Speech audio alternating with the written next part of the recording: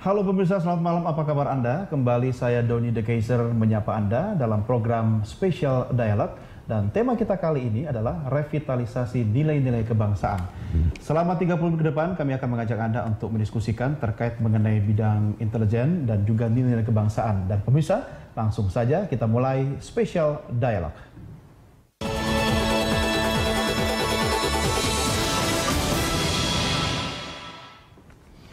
Ya, pemirsa, nilai-nilai kebangsaan dewasa ini memang terasa agaknya semakin luntur. Oleh karena itu, pemantapan nilai-nilai kebangsaan harus menjadi sebuah kebutuhan bagi bangsa Indonesia untuk membangun karakter bangsa. Lalu bagaimana peran intelijen dalam revitalisasi nilai-nilai kebangsaan ini? Kita akan segera membahasnya. Telah hadir bersama saya pengamat intelijen dan juga pengamat pertahanan yaitu Ibu Dr. Susaning Tias Nevo Handayani Kertopati. Selamat malam Bu Susan, apa kabar? Apa kabar? Sehat? Mas Doni, alhamdulillah. Negara kita aman nggak sekarang Bu? Insya Allah. Aman. Saya kalau ketemu Ibu ini soal intelijen yang penting. Tapi sebelum lebih jauh soal intelijen Bu, ini kan kalau kita bicara tentang kebangsaan ya. Ada yang mengatakan bahwa mulai dekadensi kebangsaan, ada nilai-nilai kebangsaan yang semakin luntur. Dari kacamata intelijen Anda melihatnya seperti apa? Begini ya, lunturnya nilai-nilai kebangsaan itu kan bisa kita deteksi dari bagaimana generasi penerus kita kemudian menghargai para pahlawannya dan lain sebagainya, mengetahui bahwa negara kita memang harus penting dijaga sebagai satu negara kesatuan. Itu saya rasa memang belakangan ini banyak sekali mengalami kemunduran. Saya rasa mengenai bagaimana nilai-nilai kebangsaan itu dapat dipertahankan agar berangkat dari kaum mudanya dan seluruh anggota masyarakat dari segala macam sektor itu berangkat dari keluarga, karena memang pendidikan awal adalah dari keluarga. Pilar utama ya? Keluarga. Pilar utama. Jadi lalu kemudian di sekolah, ya meskipun sekarang ini kan banyak sekali orang yang merasa bergengsi masukkan anak putra-putrinya di sekolah yang berbahasa standar internasional asing ya, standar internasional, cacisius berbahasa Inggris, tetapi ada yang sedikit dilupakan bahwa nilai-nilai kebangsaan itu justru sebagai pilar bangsa ini begitu sangat penting dan agak sedikit terlupakan, dan itu saya rasa memang mungkin harus terus menjadi suatu hal yang digali dan merupakan hal yang diutamakan di dalam setiap relung-relung kehidupan masyarakat, di dalam pengembangan edukasi, di mana semua itu tidak bisa kita lihat hanya peran Departemen Pendidikan saja, tetapi itu harus holistik, terintegrasi. Seluruh departemen harus mengedepankan lintas sektoral ya. Lintas sektoral. Artinya Bu Susan, kalau kita bicara tentang bagaimana merevitalisasi nilai-nilai kebangsaan itu kan dimulai paling dekat dari rumah tangga. Betul. Ini bukan cuma urusan pemerintah dong, atau kementerian atau sektor-sektor yang terkait. Ini urusan rumah tangga loh. Bagaimana sebenarnya seorang kepala rumah tangga atau anggota keluarga itu bisa memaknai bahwa kita perlu loh meningkatkan nilai-nilai kebangsaan dalam hal kecil saja seperti itu kan? Bisa. Ya, betul. Ya, contohnya saja begini. Kebetulan orang tua saya TNI. Dulu ketika saya kecil, tapi itu kan zaman saya kecil ya. Sekarang kita aja udah umur berapa? Itu masih sering mendengar gitu bagaimana dulu bapak itu berjuang di hutan melawan penjajah dan lain sebagainya. Ada nilai-nilai ya. Tapi sekarang ini kan kita yang tidak. Diwariskan sekarang K-pop gitu ya. Kita kan ya orang-orang tua yang sekarang ini kan usianya juga masih relatif masih muda ya. Mereka tidak mengalami masa-masa peralihan, revolusi dan lain sebagainya seperti yang saya alami cerita dari orang tua saya. Medan perjuangannya berbeda. Medan perjuangannya berbeda, tetapi di situ kan tetap saja harus memiliki suatu bentukan-bentukan baru, di mana itu tetap mempertahankan bagaimana unsur edukasi, nilai-nilai kebangsaan, sehingga anak-anak itu ketika besar mereka tetap bangga menjadi anak Indonesia, menjadi bangsa Indonesia. Betul, ini soal bangga menjadi Indonesia. Hal kecil saja, Bu Susan. Waktu kecil kita sering dilibatkan dalam upacara bendera. Betul. Bagaimana ketika mengikuti upacara bendera, sikap sempurna bendera merah putih naik, atau kita sedang tidak di luar lapangan upacara, tapi ketika bendera naik kita berdiri sikap sempurna. Nah, hal-hal kecil itu sebenarnya kan bisa diterapkan dari keluarga.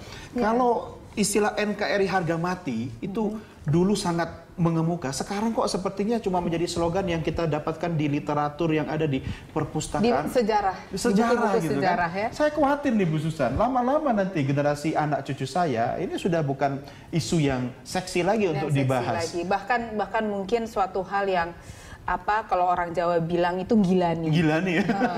Jadi ngapain sih ikut mata kuliah, mata pelajaran itu nih, atau gitu ya. Menarik, gitu. Nah, itu sangat berbahaya. Seharusnya juga kita ingat di zaman periode yang lalu ya, itu kan diperkenalkan Sisan Kamrata ya. Sistem pertahanan keamanan rakyat semesta. Itu kita rasa tuh dulu jika mendengar hal itu aduh jadul. Tapi sebenarnya kalau kita kembalikan sekarang ini itu penting karena dengan masih relevan nggak? Relevan sekali kalau untuk menjaga keutuhan bangsa sangat relevan. Mungkin kemasannya saja yang lebih kekinian, dan dapat diterima acceptable bagi apalagi bagi kaum mudanya ya.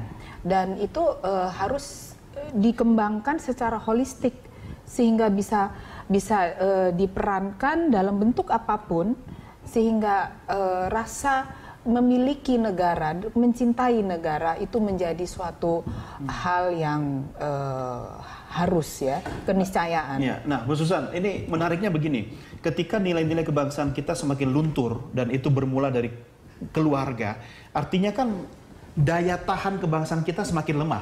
Ibaratnya virus mudah masuk kan?